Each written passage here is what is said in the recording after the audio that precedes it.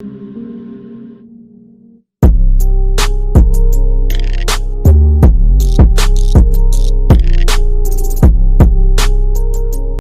is good, everyone, and welcome back to another episode of the WeSportin podcast. Guys, we're finally here. We're in the Super Bowl. We're finally here. Who would have ever thought from day one it would have been the Kansas City Chiefs versus the Tampa Bay Buccaneers?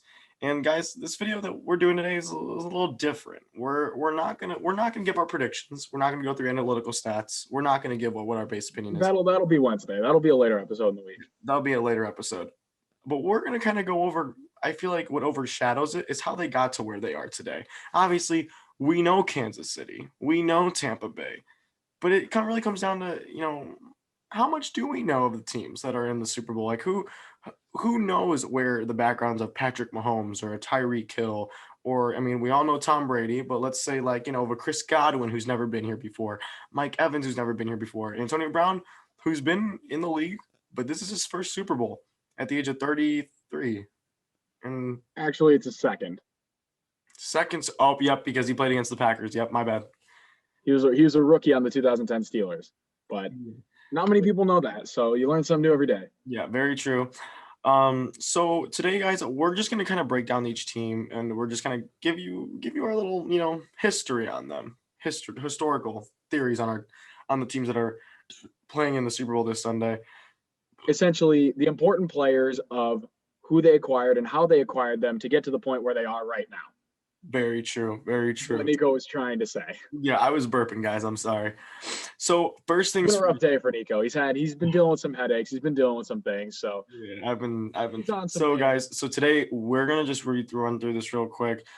Kansas City. I'm gonna open up with Kansas City. I'm gonna give their description. Drew's gonna do the Tampa Bay Buccaneers. We're gonna try to get through it. We're gonna basically just knock them all out right here and there.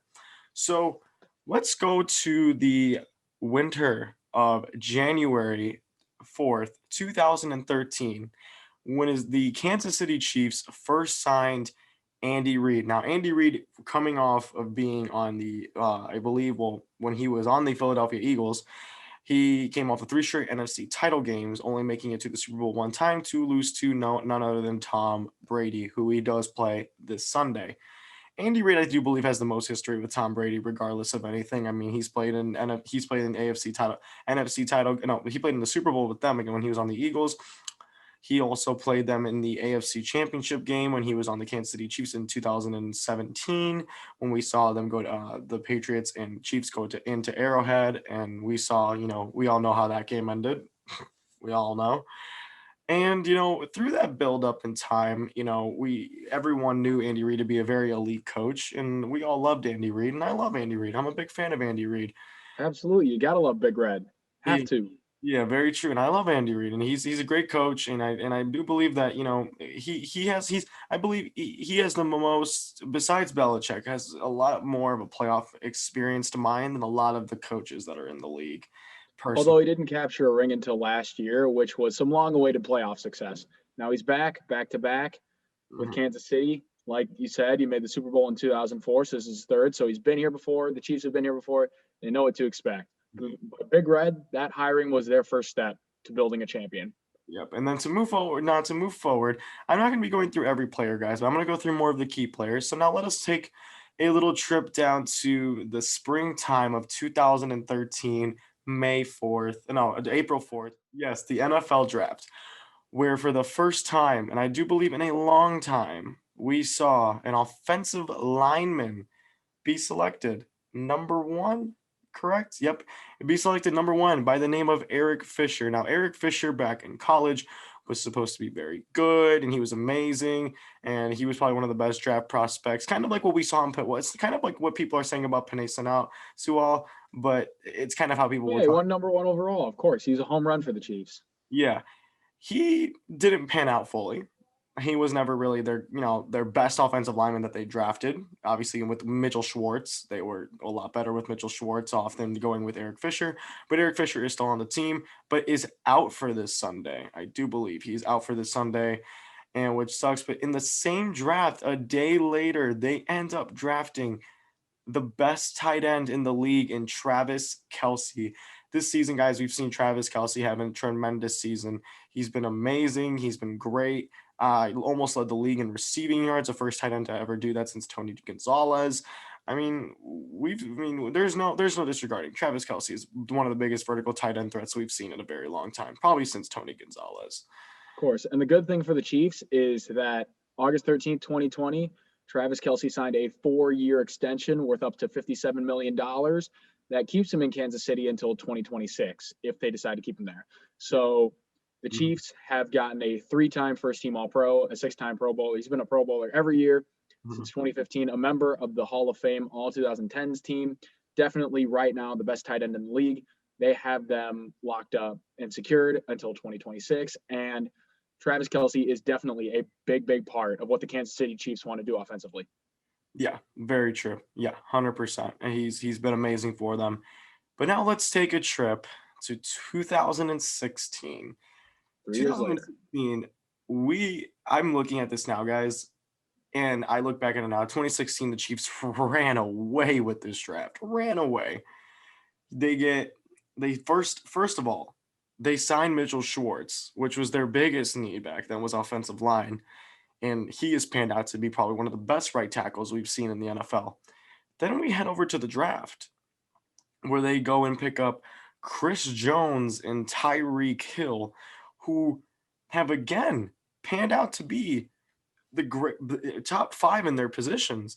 We see Chris Jones signing a big extension this summer. Well, he's franchise tagged. He got franchise tagged this summer, expected either to resign, or is he resigned already? I believe they already resigned him. They resigned him in 2020, Independence Day 2020. They signed a 4-year, $80 million extension, keeping him in Kansas City until 2023. And I feel like it's well deserved for the back-to-back Pro Bowler, 2019 and 2020. Yeah. And then we go to everyone's favorite guy, the Cheetah, Tyreek Hill. Guys, I've been a really big fan of Tyreek Hill his whole career. I've never once ever doubted that the man would ever be good. It was just more of the hype, but I feel like that's everyone's excuse to people that are 5'10" wide receivers, as he's never had the talent to do it. We've seen Tyreek Hill go one-on-one coverage with Richard Sherman. Richard Sherman, the man that is 6'3", I believe. Richard Sherman, former All-Pro Richard Sherman. Tyreek Hill being 5'10", mossed him, burned him last year in the Super Bowl. We saw, Drew, and let's just admit it now, Tyreek Hill put on a clinic last year on poor Richard Sherman. I kind of felt bad on Richard Sherman a little bit after him. Yeah, I mean, the impressive thing about Tyreek Hill is that he's been a Pro Bowler every single year of his career, 2016 through 2020. He's been a 3-time first-team All-Pro, 2016, 2018, and 2020. But he hasn't always made it as a wide receiver. He's made it as a punt returner. He's made it as a kick returner. And as a wide, he's been able to take his speed and that skill set and translate it into one of the fastest players in the NFL and a really, really dangerous weapon for Patrick Mahomes down the field. Yeah. In case Patrick Mahomes does want to throw the deep bomb, number 10, the Cheetah, he'll be there. Yeah.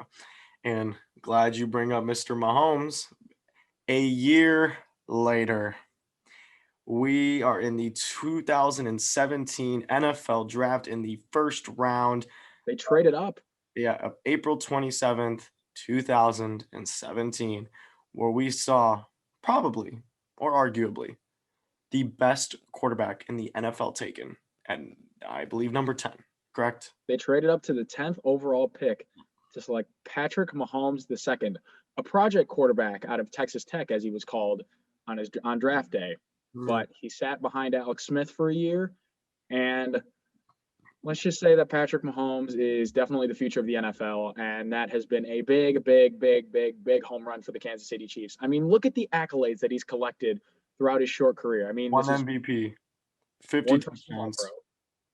Yeah, 1 Burt Bell Award, which is close to the MVP, and 3 Pro Bowls every year he's been a starter. And in that 2018 campaign where he collected an MVP, AP Offensive Player of the Year. So I will say this too. Also, if we're going to talk about his massive contract extension that they locked down. Well, more, I wanted to say this, since he's started in the league, I'm saying starting, hasn't missed an AFC title game presence in the last 3 years of him starting. Oh, that's true. He played New England every single first year. Started. He's played in the AFC title game. Played New England in his first year, Tennessee, and then played Buffalo.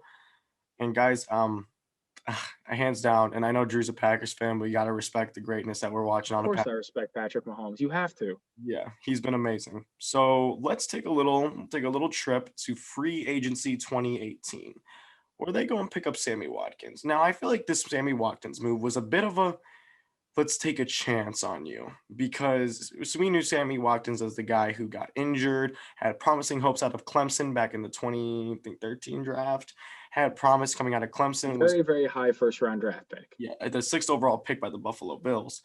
And he was due for 2 years and then tore his ACL sadly, then was jumping around. I think he played for a couple teams to where he finally found his home in Kansas City. Um, puts up mediocre numbers.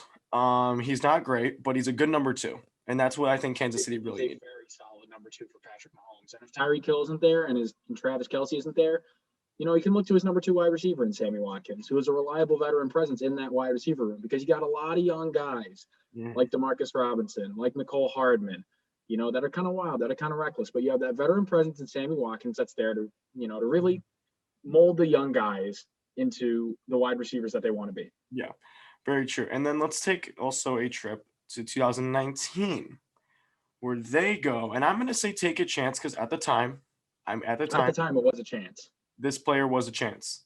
And I think Drew knows what I'm talking about. I'm going to say it Absolutely. real quick. Mr. Tyrann Mathieu. Tyrann Mathieu, in my belief, here's my opinion on Tyrann Mathieu. He was an amazing Arizona Cardinal.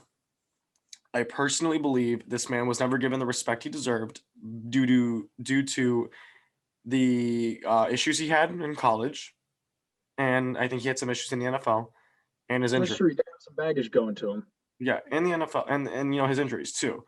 This man is probably one of the most underrated safeties I've ever seen in the NFL. He is one of the fastest, can play basically every position except for D-line on that defense. And plain and simple, Tyrann Mathieu is probably the captain of that defense alongside Chris Jones maybe. But Tyrann Mathieu runs that defense. He's very motivated. He loves to be out there. He loves to basically say what he wants to say. He wants to be able to motivate guys. And we saw that defense for Kansas City this year become absolutely chemistry. Like you guys probably look at this on paper and you're like, wow, well the Buccaneers have they have on their defense Carlton Davis. They have who else? Shaq Barrett, Devin White, Levante David. That's good for them, guys. But what we see right here is a Kansas City defense that's overlooked because of the names, but their chemistry is amazing. We see these guys go out here every Sunday and we see them perform. And that's something that we don't see in a defense. We don't see a defense with a lot of big names not do that good.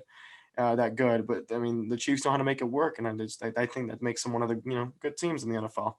Well, one more thing about Tyrann Mathieu is, like you said, he was underrated and he didn't exactly get the recognition he deserved. He made a splash early in his career. He made the All-Pro team and the Pro Bowl in 2015. He kind of took a couple years off because, he got into some trouble. He had some baggage to him. He spent a year in Houston. That didn't really work out. So he tested free agency, signed a 3-year, $42 million contract with Kansas City. That is set to, he has one more year on it. Maybe he gets extended. Maybe he doesn't. But, for right now, he's become an integral part of that defense. And, he's rewarded Kansas City with back-to-back first-team All-Pros 2019 and 2020. And not to mention, he is a member of the Hall of Fame All 2010s team. Oh, I mean, so what else can we say about Tyrann Mathieu other than he's the backbone of that Kansas City defense and he's the glue that really holds that secondary together?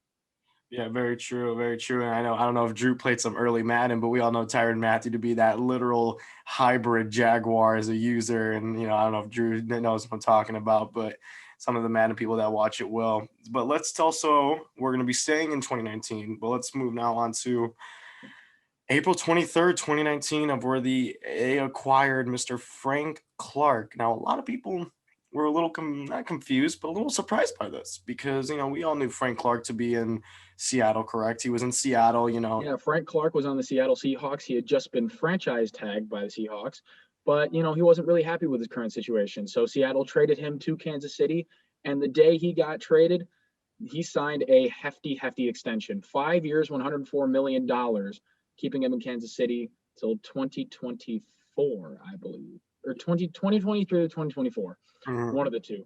But he's made back-to-back Pro Bowls, 2019 and 2020, and he's been a staple on that defensive line other than Chris Jones. Frank Clark and Chris Jones that are really anchoring that defense. Yeah. And then in the 2019, I'm not going to touch on him very briefly, but we all know McCall Hardman to be the best returner for them. He's been amazing. Speedster has actually been very good at the wide receiver position this year, a lot more than just being a kick returner, which is good for him. Then we're going to He's a move young on. guy, but he's going to continue to develop. Yeah, we're going to go to the last guy for the Kansas City Chiefs, and then Drew's going to head over to the Tampa Bay Buccaneers and run through his thoughts on the Buccaneers. We're going to go through Mr. Clyde Edwards-Helaire. Clyde Edwards-Helaire, you know, of course, being the only running back drafted in the first round of last year's NFL draft, number 32. Last pick of the first round. Yeah, less. And then a lot of people really, really like this pick. Everyone was like, wow, Clyde Edwards-Helaire on Kansas City Chiefs, amazing pick. I mean, we see a guy like Clyde Edwards-Helaire who's a pass catching back, but also can basically truck the heck out of you, man. I mean, we saw him at LSU on that great LSU team with Joe Burrow, Clyde. I mean, we and Jamar Chase, who's going to be in the draft this year. But we've saw Clyde Edwards-Helaire really do good. Now, he has been battling injuries, though. He did miss the AFC title game. He has missed a lot of games due to, I think, a leg injury or an arm injury. I think it was a hip and a knee. Yeah. You know, he suffered a pretty freak accident in the Superdome against New Orleans. That's caused him to miss a lot of time. But he should be back for the Super Bowl. Yeah. And he will be ready to retain his workhorse role, which he really shown that when given the opportunity, he can produce in that role. So, I mean, hey, they took a chance on the kid from LSU, and it's paid off. They have their lead running back for right now in this season. Yes. And as now I close off the Kansas City Chiefs, I'm going to be giving the mic. Well, hold on. How did they even get to the Super Bowl? And I'm gonna break that one down because it was a long and grinding road. Lots of playoff losses and lots of playoff heartbreak. 2013, they lost in the wild card round to Indianapolis. 2014, missing the playoffs. And then 2015 through 2018, 4 straight playoff losses to New England twice, Pittsburgh, and Tennessee. But 2019, they finally got over the hill and they won Super Bowl 54 against the San Francisco 49ers. And they followed that up this year's campaign, 14-2, and they're back as defending AFC champions, and they're ready to take on the NFC champion, the Tampa Bay Buccaneers. Now, Nico, you want to intro them, or should I just go for it? I'll briefly intro, and then Drew will kind of just take over everything because you do have a very long list of amazing players on this list. There's a lot of impact guys on the Bucs. So basically, guys, the Buccaneers, one could say that they're probably one of the best all-around teams with an amazing O-line, an amazing D-line, an amazing quarterback, an amazing wide receiver. I really feel like that all doesn't come together unless you guys have a really good coach. And I've seen Bruce Arians really prove a lot of doubters because we all saw Bruce Arians, who used to coach in the Cardinals. Arizona. Yeah, with the Cardinals. And we saw the project of Mr. Carson Palmer with him in his later years, and we saw Carson Palmer to be very good. When the Josh Rosen thing happened, it was a little bit of a crash and burn. But here we are now, 2021, and we are seeing Mr. Bruce Arians in the Super Bowl. And his offensive scheme and the defensive coordinator as well has done an amazing job making. Todd Bowles, former head coach of the New York Jets, come back to Tampa Bay to be their defensive coordinator. A lot of blitzes, a lot of attacks, really plays that Tampa Bay defense's strengths, and Todd Bowles has done an amazing job. Yeah, and probably one of my favorite linebacker cores of Devin White, Levante David, and Shaq Barrett. You can't line up the pieces better than that. You can't get better linebackers than that. I mean, we've seen amazing linebackers in their history with Mr. Derek Brooks, Rondé Barber, Warren Sapp. But I mean, this defense this year could go down if winning, one of the best defenses we've seen in the Super Bowl. Now I think it's my turn to break down the Tampa Bay Buccaneers. How did they get here? And the road to the Super Bowl started in the 2012 NFL Draft. With the 58th overall pick in the second round, they selected linebacker Levante David, and he's really become that core, like that captain, that middle linebacker for the defense. He's collected a first-team All-Pro in 2013, a Pro Bowl in 2015. This is his first time in the Super Bowl, like a lot of Tampa Bay Buccaneers, and he's become an integral part of that linebacking core. And so the next piece that they acquired was in the 2014 NFL Draft. With the 7th overall pick, they selected their number 1 wide receiver right now, Mike Evans, Mike Evans has just been phenomenal. I mean, with a lot of stud wide receivers for Tom Brady to throw to, Mike Evans has really become that lock, that anchor for him where he can really rely. Yeah, and I do want to say when Mike Evans actually did enter the league, he had a great mentor. I don't know if you knew this. He had a great mentor in Vincent Jackson, who is also another 6'3", very tall wide receiver that I do. When I watch Mike Evans play, I just see a lot of Vincent Jackson right there. Right, of course, Vincent Jackson, great guy. Mm-hmm. And, Mike Evans has really rewarded them with individual accolades, a three-time Pro Bowler, 2016, 2018, and 2019. And he is locked into Tampa Bay, signing a 5-year, $82.5 million contract extension in 2018, keeping him there till 2023. Next piece that they acquired was their other wide receiver, Chris Godwin, who's 24 years old, but has already made quite a name for himself with a Pro Bowl accolade last year. And Nico, you look like you're going to say something. Yeah. So yeah, like you said, Chris Godwin being drafted in 2017. We really didn't know who Chris Godwin really was until last season, guys. I mean, we didn't see Chris Mm-hmm. Godwin really sprout to be something very good. Jameis Winston really, like I said, I know Jameis Winston came in, go and throw it 30 for 30, but Jameis Winston, I'm going to say this, Jameis Winston made Chris Godwin, guys. I give the credit to Jameis Winston. And, Chris Godwin's an amazing athlete. I mean, we see this man as an amazing route runner. I mean, he has amazing speed, get around any wide receiver. Now, he's had injury issues. He's had some injury issues. Now, will that play a big role this Sunday? We don't know. But for right now, he's good to go and healthy, and I'm glad to see him in the Super Bowl. He really deserves it. Absolutely. He's really come into his own. He had a little bit of postseason jitters earlier this postseason, but his hands and his ability, his raw, natural athletic ability, I think that can do him some good as a reliable target for Tom Brady. Now, the next piece that the Buccaneers acquired was via a trade, March 22nd, 2018. They acquired Jason Pierre-Paul from the New York Giants. Now, Nico, you're doing that hand. Jason Pierre-Paul had a lot of promise early in his career with 2 Pro Bowls in 2011 and 2012, but kind of blew up his hand in a fireworks accident. Wasn't really smart on his part. But, he really rebounded in a big way, and the Buccaneers have trusted him. And, Jason Pierre-Paul has rewarded them with a solid edge rusher on the line and a Pro Bowl this year. So this is his second appearance in the Super Bowl. He's been there before. He won one with New York in 2011, and he really brings a lot of veteran experience to that defensive line. And I would like to say, too, the team he won with the Giants with also an amazing defense as well. Absolutely. Now, then they needed to go out and get a running back, which they did. In the 2018 NFL Draft, in the second round, they selected Ronald Jones. Rojo. Who, Rojo. Yeah. Up until this year, he was really sort of a project. We didn't know what he was going to be, but he broke out this year, as kind of a wrecking ball. He's really proved himself as the Buccaneers' lead running back. And I believe, honestly, the better running back on that team, although they do have Leonard Fournette.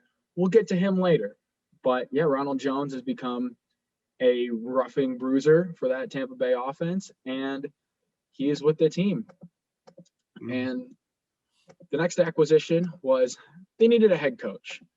Their last couple head coaches didn't really work out. So, Nico, you mentioned him earlier. They hired Bruce Arians. Mm-hmm. And Bruce Arians has a ton of prior coaching experience. He's been around in the game a long time. He was the offensive coordinator in Pittsburgh, and he won a Super Bowl there. This is his second Super Bowl appearance. His first as a head coach, second overall. And he's really worked with Tom Brady to revitalize the Tampa Bay offense. And that offensive scheme, Jameis Winston, it didn't really work that well, 30 for 30, like you mentioned.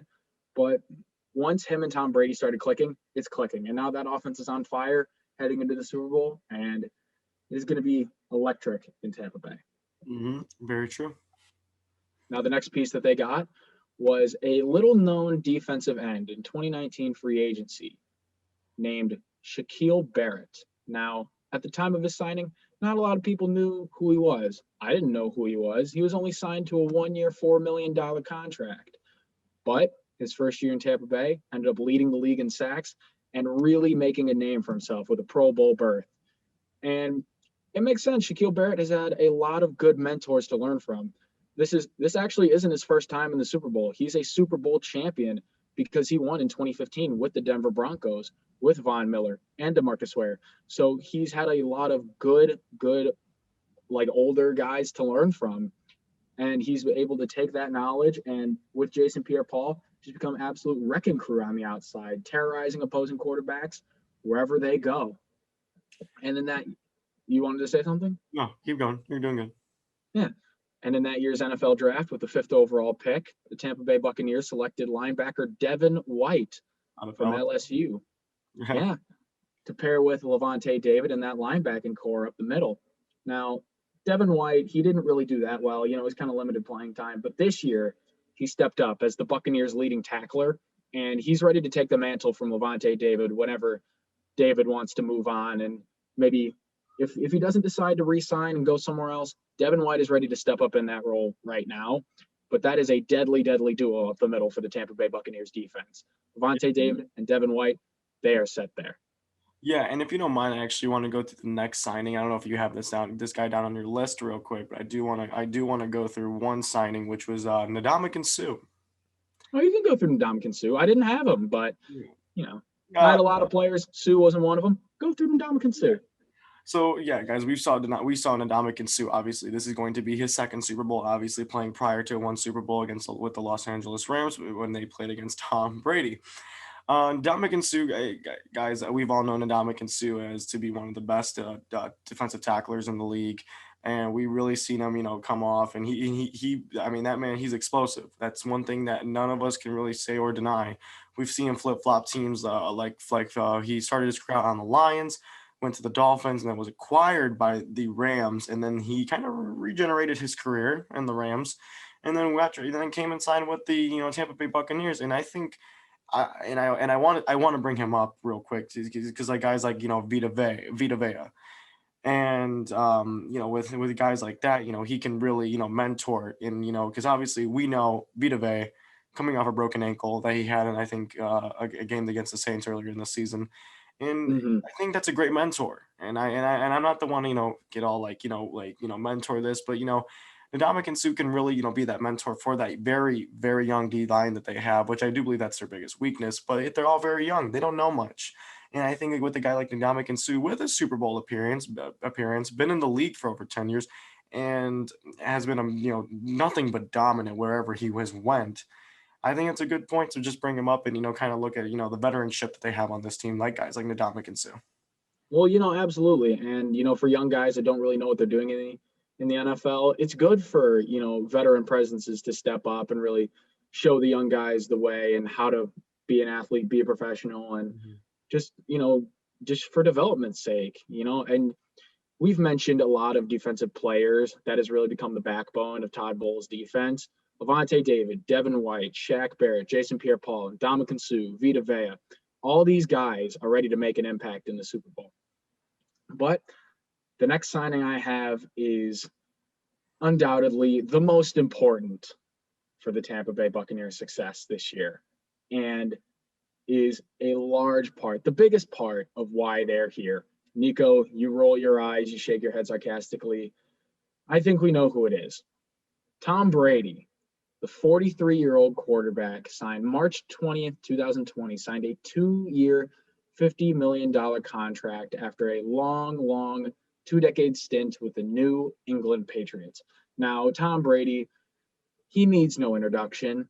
We already know the accolades he's collected. He's playing in his 10th career Super Bowl. He's played in 10, which is honestly insane to me. And if he wins, he'll be collecting his 7th ring. That is unparalleled by anybody in NFL history. And his greatness is undenied. And clearly the fact that he's still playing at a high level at 43 years old, I mean, the dude wants to play past 45. Who's to say he can't do it?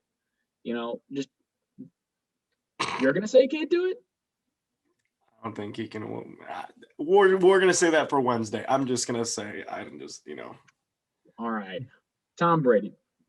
I mean, what else is there to say about him? He has done wonders for the Tampa Bay Buccaneers on and off the field. That offense has now become electric with all the weapons that they put around him.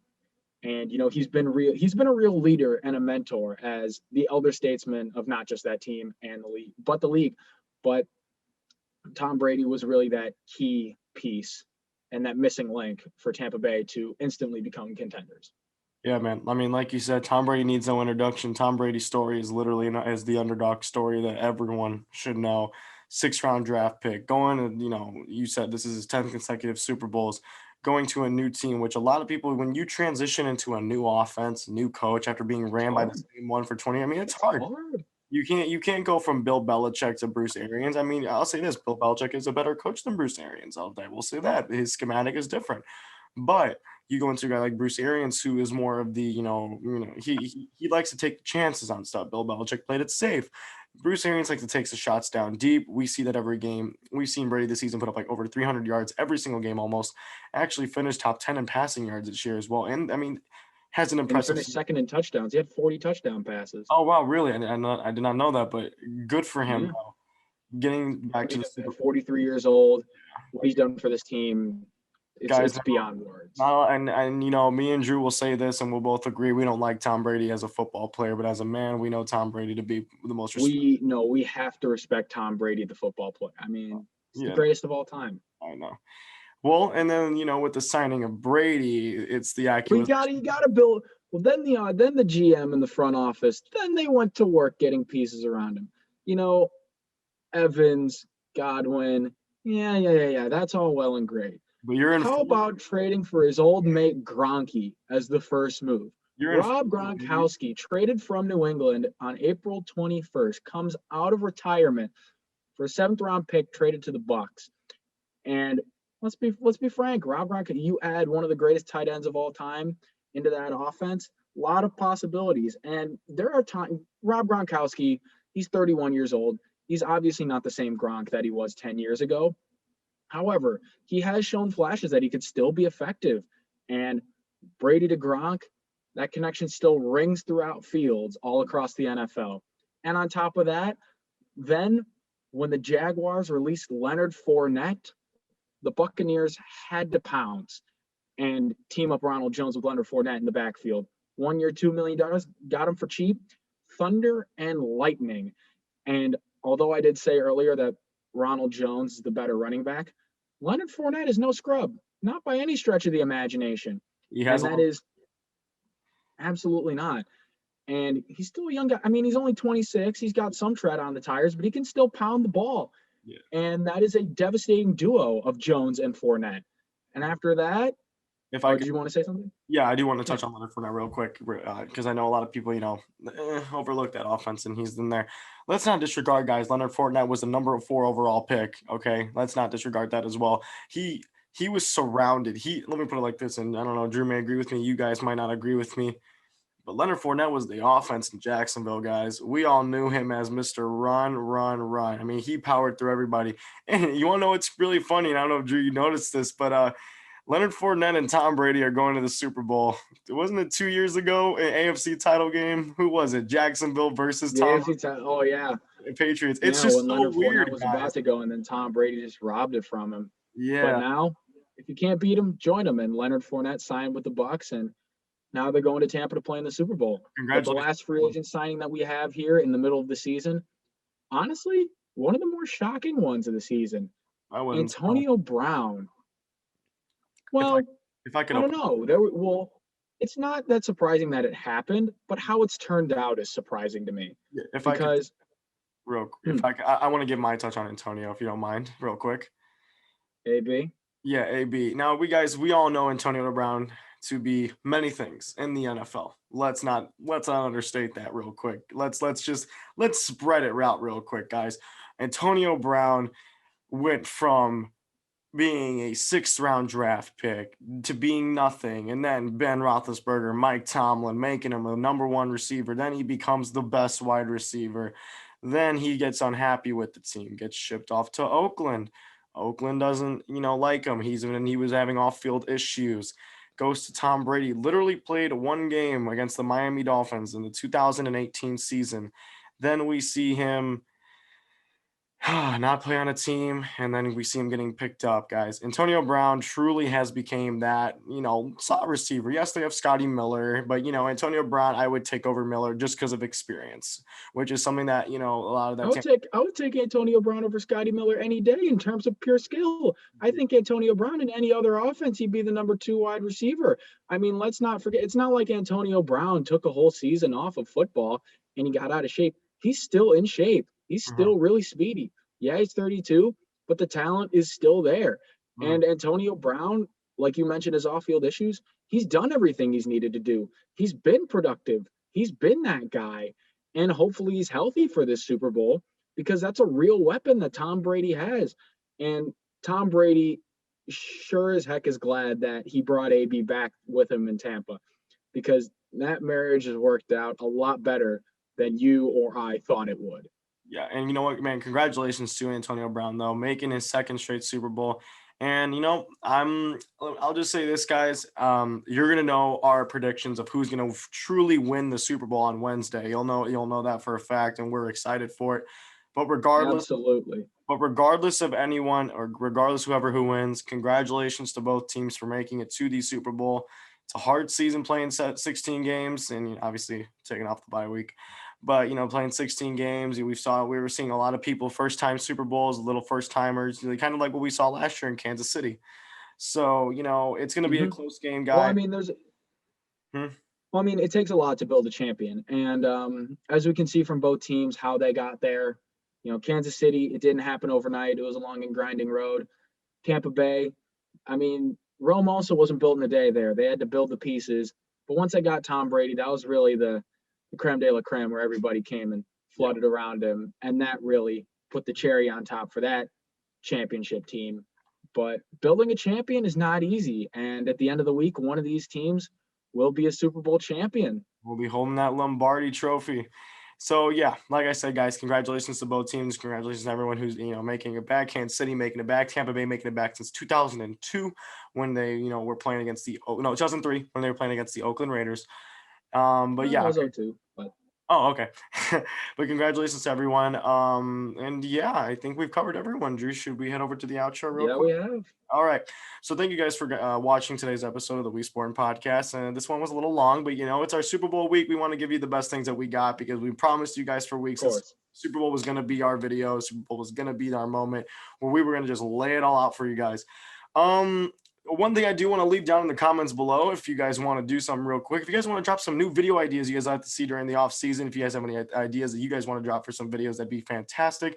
We have ideas, but it's a long off season and we need ideas. Yeah. So I mean, hey, if you want more team breakdowns, if you want more salary caps, if you want more trivia, because I like trivia.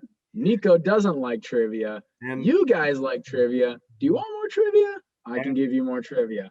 And surprise, surprise. I think we know what I want. Yeah. More trivia, please. Yeah, and surprise, surprise, guys. Little spoiler. Trivia episode coming out this Friday. Just want to put it out there. Super Bowl edition. So buckle up your seatbelts for that.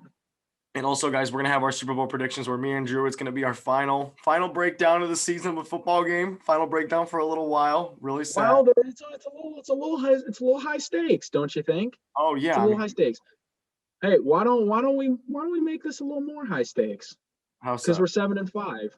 Oh yeah, me and Drew. Right? Oh yeah, for our picks. We're 7-5 in predictions. We don't have anything on the line. All right. How about this? We pick opposite teams just for the hell of it. Loser buys a Brady jersey. Okay. All right, we'll do that. Buccaneers Brady jersey. Yeah, all right, I like that. So whoever loses, guys, regardless, because here's the thing. Me and Drew in these playoffs, we have our own personal beef with Mr. Tom Brady. Obviously, the first round. Absolutely. We're the first round where my football team was, I'm not going to say decimated because we didn't lose that much. But then Drew's Packers and the Kevin King PI, boy, we have a lot of things to hold. Well, it's all right.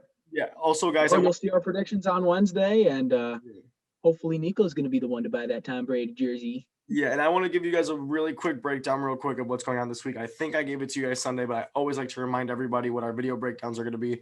Tomorrow, me and Dylan are going to be looking at the Saints salary cap. We're going to be reviewing the Saints salary cap, and we're going to have that out to you guys so you guys can really understand what's going on in New Orleans after Drew Brees is leaving.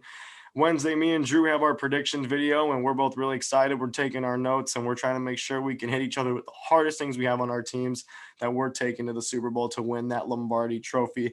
This Friday, we're going to have the full gang here with us. We're going to have me, Colin, Drew, and Dylan. We're going to be discussing and getting questioned on by Mr. Drew Westland on the NFL Super Bowl edition trivia episode that will be coming out Saturday morning. And then Sunday, Sunday, guys, we're gonna let you guys have that day off of watching all of our episodes. We have just so much stuff coming at you guys. Go watch the Super Bowl. Go watch the Super Bowl on Sunday. But before that, watch all of our stuff. And if you guys want to watch more of our stuff, we have so much material. So click down below, watch more videos, like, subscribe. Absolutely. We got more bangers coming out all this week. So Nico, that'll do it. Let's do it. All right. So guys, thank you for this. Thank you so much for watching this video today. Like, comment, and subscribe, and let's go to 50 because that's what we're trying to reach to. Have a nice day and peace.